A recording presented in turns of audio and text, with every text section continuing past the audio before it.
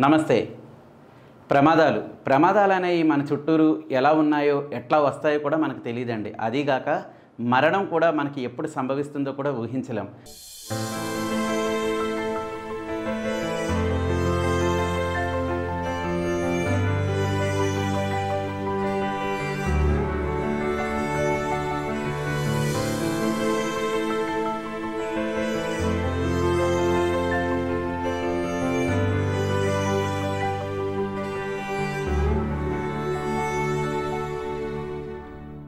ఆ మరణానికి సంబంధించిన పదార్థాలు కూడా ఏ విధంగా, ఏ రకంగా ప్రమాదంలో మారతాయో కూడా మనం తెలుసుకోవడం సాధ్యం కాదు.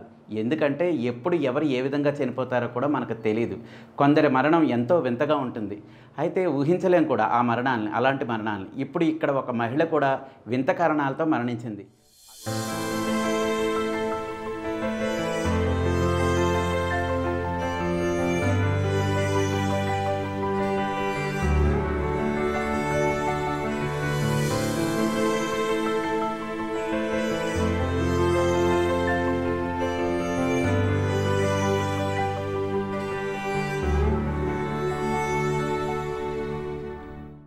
ఆ వివరాలంటే ఇప్పుడు మనం తెలుసుకుందాం. సురేంద్రన్ అనే 24 ఏళ్ల యువతి. ఆమె వృత్తిరీత్యా ఒక నర్సు.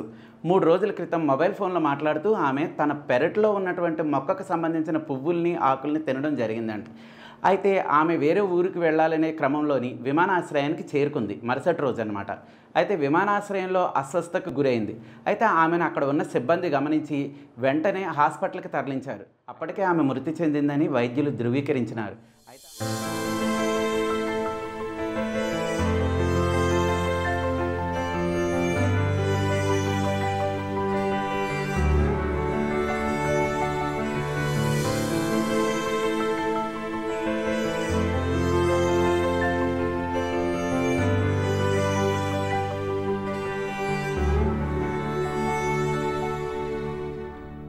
అయితే ఆ మరణానికి సంబంధించిన కారణాలు ఏంటో తెలియదు.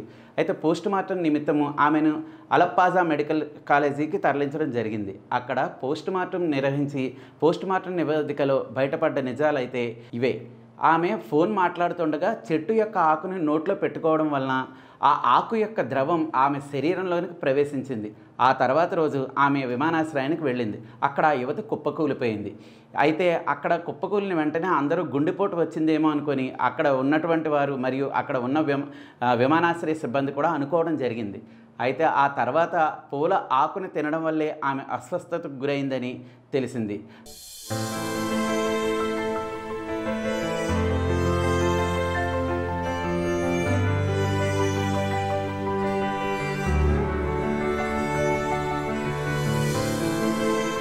అయితే ఆమెకు సంబంధించిన బాడీ లోపల ఉన్నటువంటి అవయవాల్ని మెడికల్ రీసెర్చ్ కోసం పంపడం జరిగింది. అయితే ఆ రిజల్ట్ వచ్చిన తర్వాతే ఆమె మరణానికి కారణం ఏమిటో పూర్తిగా మేము తెలియజేస్తామని కేరళ పోలీసులు చెప్పడం జరిగింది. విన్నారు కదండి, మరణం అనేది ఎప్పుడు ఎలా వస్తుందో, ఒక చెట్టు రూపంలో, ఒక పుట్ట రూపంలో, లేకపోతే ఒక పుష్పాల రూపంలో కూడా మరణాలు సంభవిస్తున్నాయంటే ఇప్పుడు తెలుసుకోండి. కర్మ అనే దాని నుంచి కూడా ఎవరిని తప్పించుకోలేం. కనుక మా వీడియోని చూస్తున్నటువంటి వాళ్ళు కూడా మీరు మా వీడియోని లైక్ చేస్తారని, షేర్ చేస్తారని, సబ్స్క్రైబ్ చేస్తారని చెప్పి కోరుకుంటున్నాం. మరి ఒక విషయంతో మరలా మనం కలుసుకుందాం. నమస్కారం.